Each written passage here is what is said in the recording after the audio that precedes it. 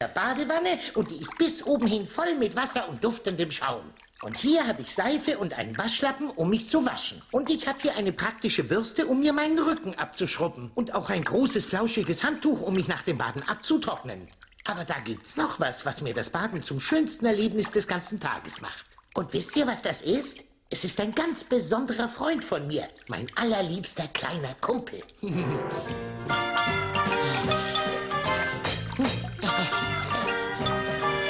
Oh, Quietscheentchen, nur mit dir plansche ich so gerne hier.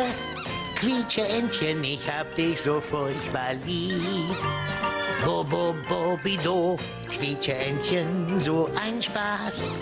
Wenn ich drücke, sagst du was. Quietscheentchen, der beste Freund, den's gibt.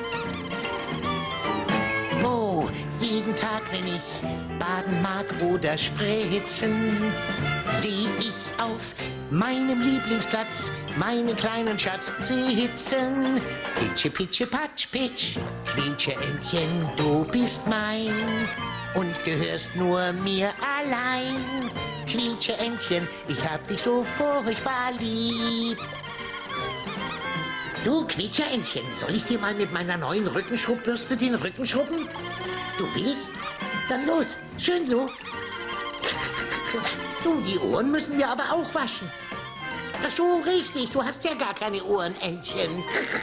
Und was ist mit deinem Bauch? Einen Quietschebauch müssen wir auch waschen. Ja, du bist ja kitzelig. Oh, jeden Tag, wenn ich baden mag oder spritzen, seh ich auf meinen Lieblingsplatz meinen kleinen Schatz sitzen. Pitsche, pitsche, patsch, pitsch, Quietscheentchen, du bist mein und gehörst nur mir allein. Quietscheentchen, ich habe dich lieb. Quietscheentchen, ich hab dich so furchtbar lieb.